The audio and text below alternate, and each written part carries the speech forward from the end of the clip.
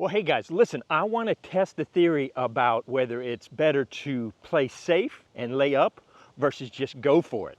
And so what I'm going to do is I'm going to play 9 holes where I'm going to have one player that I'm going to run everything as best I can. Even if I get in trouble, I'm just going to go for it. And then I'm going to play the smart, safe guy as a second one.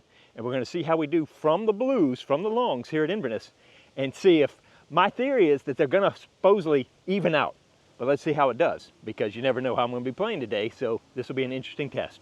Bring you along with me right after the intro.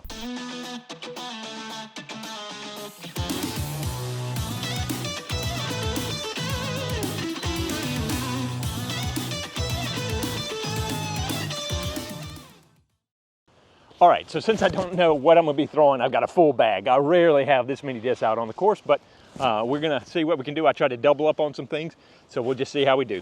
Okay, to try to keep it as fair as possible, I'm going to alternate every other hole, my drive, which one I'm going to do first. So I'm going to go safe drive first on this hole. Hole number 6 is where I'm going to start, and I'm going to move away around to hole 17. I may do 18 as an extra, but we'll see.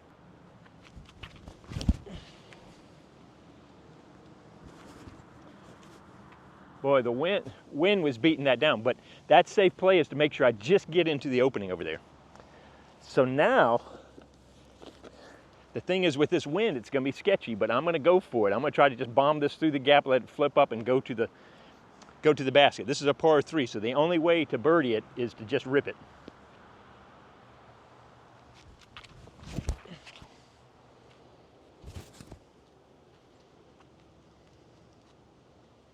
And that worked out pretty good. Let's go find it. I got some guys up here that are waiting on the short tee for me, so I'm going to get through this one pretty quick. Y'all can keep going, guys. Yeah. That was amazing. Yeah, I'm just kind of helping his backhand. Really, I'm just trying to show the difference between playing a safe shot up and over versus going for it. I can't believe I made the gap. Yeah, I know. I was about to yeah, say, that never happens, but I'm going to pretend it does. Yeah, I always make that shot. Don't y'all say anything different. Yeah, they're like, that was BS, Pete. And I go, yeah, pretty much. But so for the safe shot, you just want to get over into this area here and have an easy approach shot to the basket with the biggest gap. That's what you're looking for. All right, so now it's just a simple, if I can just make a simple up shot.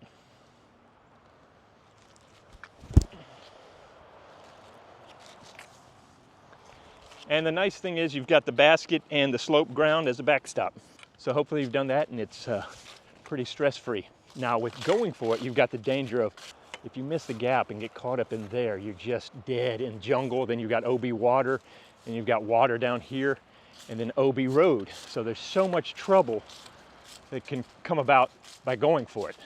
But at the same time, if you can get it, it's nice.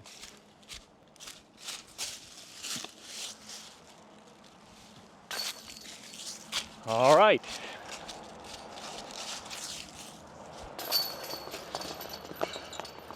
So birdie versus par.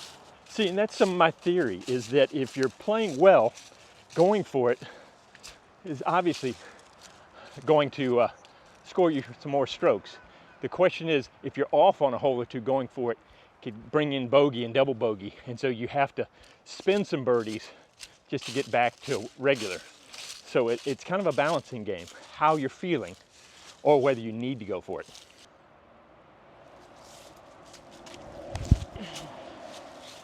See, I didn't turn that early enough. Oh, but I got an amazing kick, so I'm safe. A good old vector, which I think, if I understand right, is what Simon Lizotte's balance is trying to resurrect the vector, so yes. So now I'm just going to try to throw this to the right of that pine tree up there.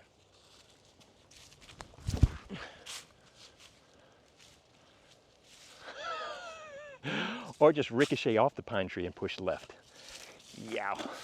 See, because there's the other side of the equation. Even when you're trying to play safe, is not guaranteed that you're going to hit your lines. So, is it better to miss your lines going for it or playing safe? The age-old disc golf question. But so now here's the thing. I have to go for it, try to make my best possible shot ever with everything on the first throw, whereas the second throw, I want to play smart. So here's the deal. We're going for the yellow basket, which is tucked back to the right. I am almost dead set with the tee pad. So I just need to throw it down here and let it break to the right. because I'm on a slope, my footing wants to drag me across, and running up is gonna be a bit of a bother. So if I could do a standstill, but I need something that's really flippy that I would have to throw here and let it flip up and then die at the end. I think this is a smarter play, even though I'm going for it, to throw forehand because you can mitigate some of the slope, hopefully. Now I just gotta give it the beans, and you know how much I love my forehands.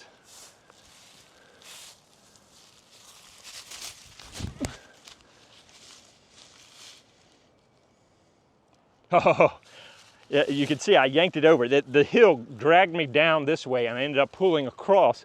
Fortunately, it got farther down there. If I'd thrown that straight, that was gonna be right in with the basket. And if it helps, it hurt a little too.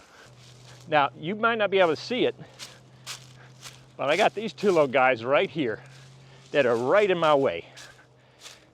I gotta make sure I miss those, but they're right where I wanna throw.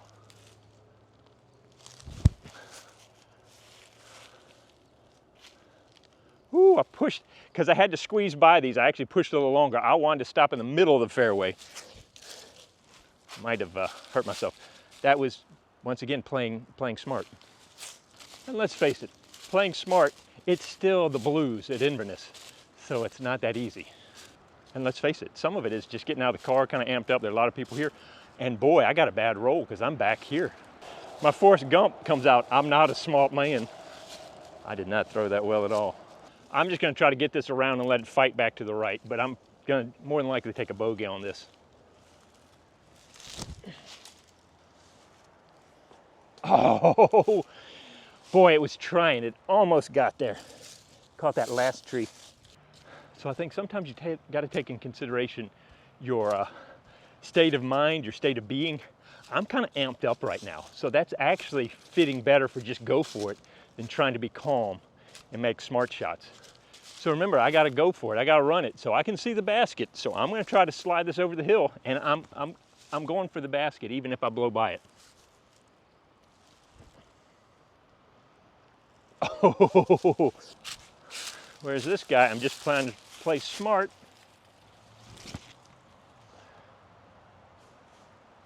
Yep. All right, so I don't know if you can tell, but I went right by here, maybe just a little higher, right through here, came close to birdieing it. But now I've got to accept the realities that I've got a long putt coming back.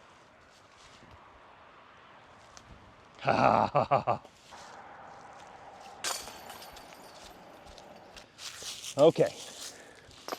1, 2, 3, 4, 5. 1, 2, 3, 4, 5. Bogeyed them both. Yay! So now this is interesting. We're going for the one up top of the hill. It's par 4. Smart play, just down the middle, just get over the hill. Boy, I'm juiced up today. I just feel like this. I need to breathe, relax.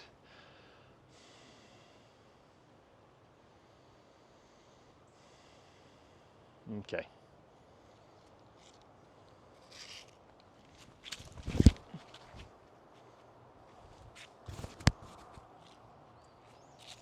Yep. And there's not much more I could do going for it except for push a little bit farther. So let's bring old buddy out here again. I'm gonna try to go up higher and crash.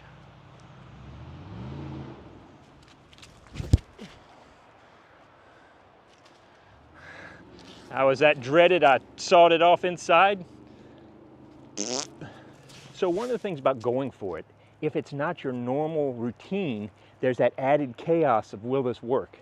And like I was confident with that regular shot because I've thrown it 100 times on this tee pad, whereas I don't normally just rip a disc off this thing.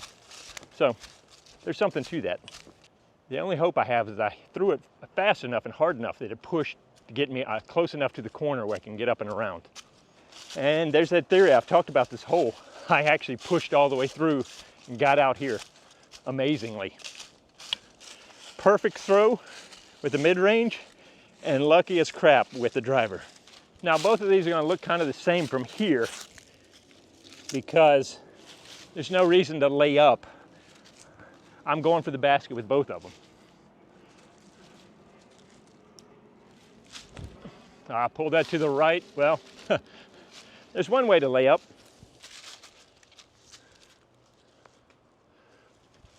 Oh, gosh. I'm not engaging today. Sorry, guys. All right, so this is the run it.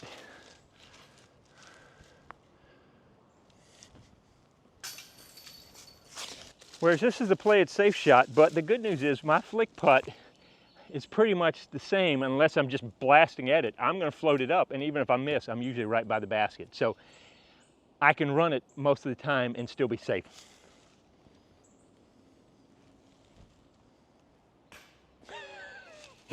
Oh, that hurt. All right. One under, one over. Woo.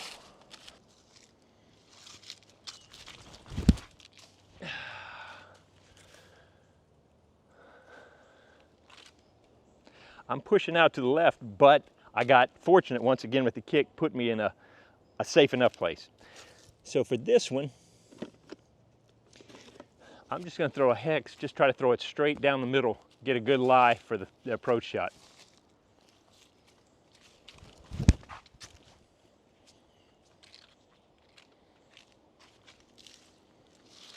Yep. Clean and simple. All right, so all I've got to hit this gap and then break it back around. Miss this tree.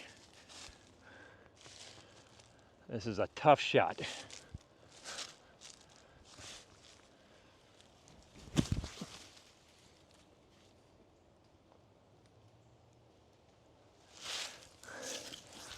Pushed it just a little long, but it was pretty good. Safe shot.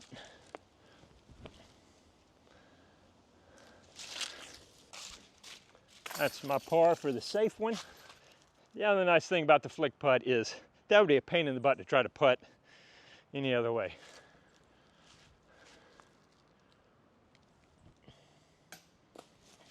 So you know when you're getting ready to putt and you're trying to focus on one chain, and you can tell those days that you just lock in on that chain and you're focused? And today it feels like if I was a camera trying to lock on that chain and I'm just kind of, I can't quite lock in today. I hope that makes sense. Focus is such an important part of this game. And so if I find myself like that and I'm doing a tournament, something like that, I just need to take a few minutes, like I did that on my throw on hole number 8. I need to just try to calm down, breathe, relax, because I got too much stuff bouncing around up there, including not getting the camera angle right.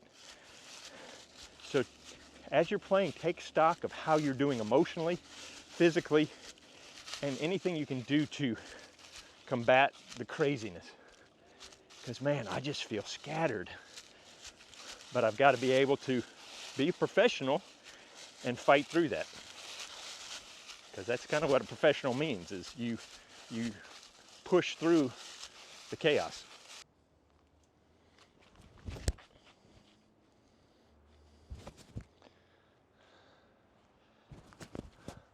Just a little too much flip up at the end there, but it wasn't a bad shot. And then the safe is just right down the middle.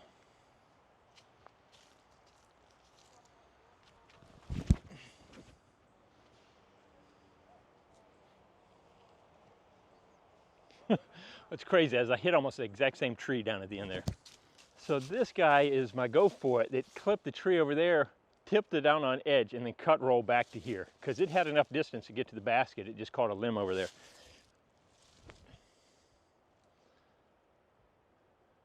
Huh. That was a go for it, I just didn't give it enough, not enough juice. I'll float this in there. Nope. Well, that was a wash, par. So the safe play is just take my flippy Valkyrie, throw it up. I want to get it up to the top of the hill, but I'm not going to try to make it all the way to the basket.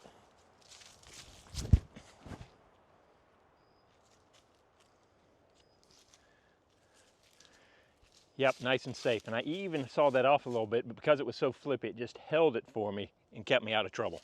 I'm going to try to put this through the middle, let it carry up there, and then fade back towards the basket.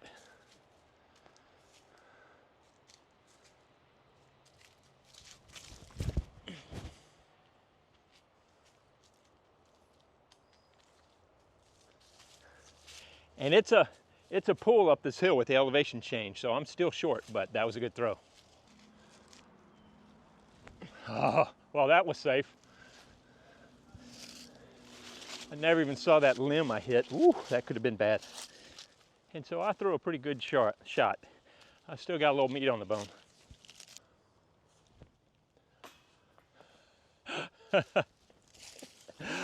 It's like it held on my finger just a little bit, caught the front of the cage. Poop, that would have been a nice birdie. At least it didn't roll down the hill. All right, there you go, another wash. But the difference being, I'm doing more of a layup from the safe one, and I'm actually having looks from the one going for it. But if I'd hit that tree early, going for it, it would have been ugly.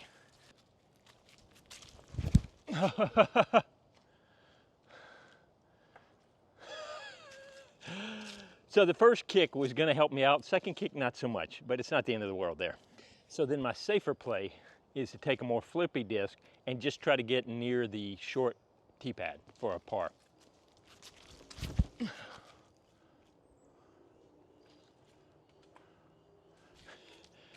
And I am pushing out today. It's like I'm not getting that snap and everything is going that way. Okay, remember I gotta go for it. About the only thing I can do is try to flex a shot through this small gap, bring it out there and then skip it back.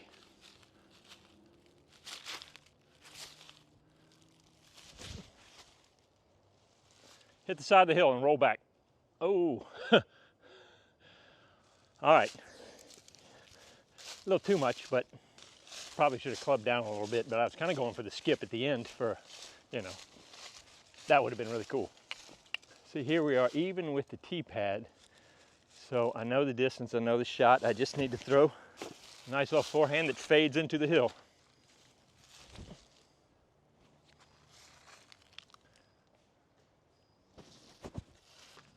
All right, so here's my safe one. That's a par. So I'm hiding back behind this tree. I came so close to hitting that hill and just stopping right here. These are the dangerous runs because if I miss, it's rolling down the hill. All right, I think that keeps the go for it at one stroke ahead, but I'm having to work at it. So far, the playing safe has been more stress-free. I mean, it's had a few stressy points, but not too many. I've just kind of plodded along. And that can make a difference over a long haul of a tournament or something like that. All right, 2 holes to play and it's getting dark. It's, you know, it's 4:30, so look out. Ooh. All right, so this is an interesting one because we're playing to the yellow basket that's to the right, down the hill on the road before the pond. So anything that's coming in hot, it's more than likely going in the water. So what I do is I just take just a berg shot. I'm trying to throw it nice and straight.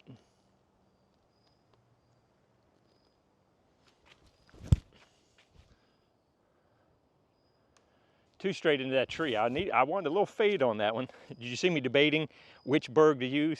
That one's a little flippier. Okay, but so for if I'm going for it,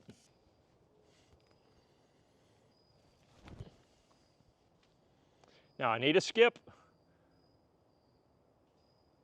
I either hit a log or the pole, but it was hot, so it might be in the water. And let's face it, I threw this berg because if I threw it wrong and went in the water, I wasn't gonna die if I lost it. So I'm just gonna try to float this up and drop it near the basket.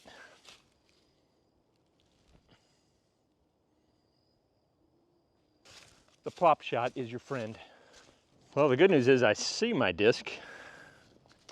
The bad news is it's pretty deep out there.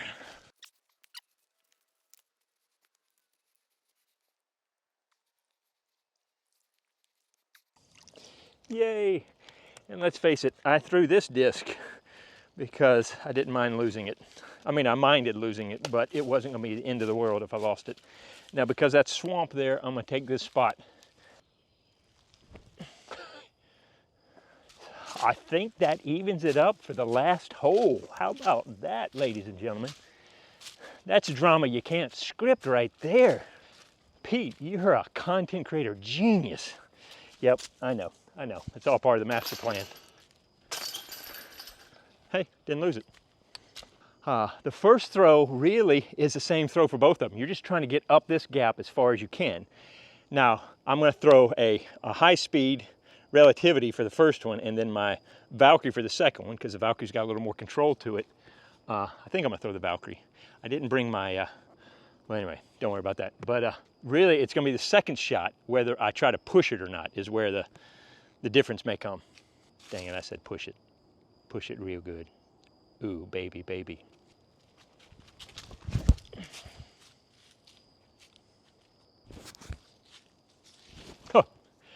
I may be on a short tee pad, which I don't mind that. That's why I'm trying to get in front of that tee pad. By the way, I'm so glad I brought so many other discs that I never even pulled out of the bag. And let's face it, when you're playing well or you've got kind of the discs that you like, you just use those and make them work. He says as he slams this one into a tree. Why don't I wait till after I throw to say these things? All right, so I'm just gonna throw this up, let it flip up and ride.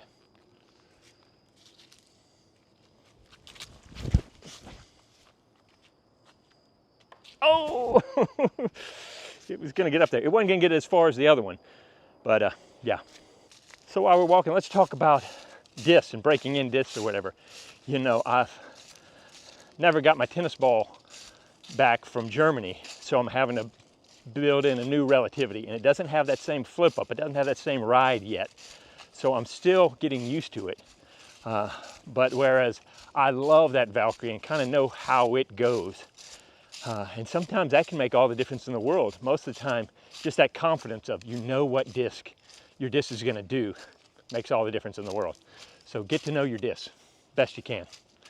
That means field work. That means not just throwing them in open field, but making shots with them to see how they react. Different speeds, throwing uphill, throwing downhill, etc. So I'm just taking my Berg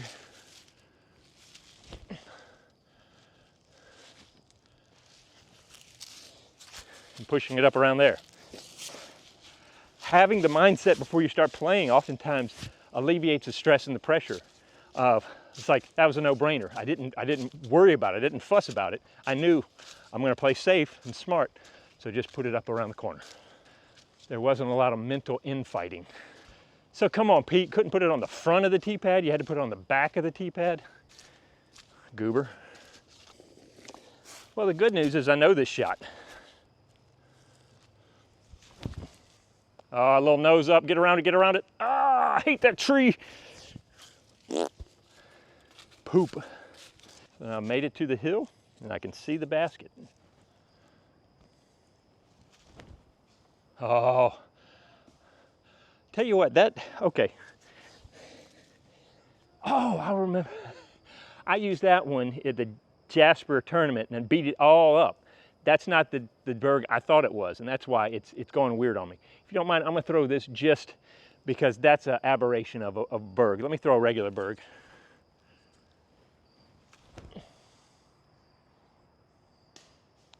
Never mind. Actually, that second one would have been right on the basket, but it just pushed a little long into that tree. And let's face it, it's getting dark and my dusk vision is not the greatest. So now, just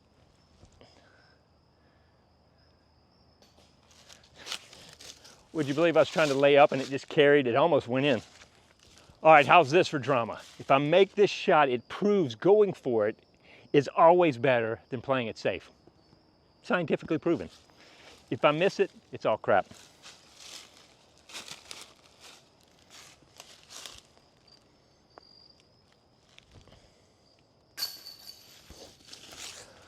Well, there you go, folks. Scientifically proven, you should always go for it.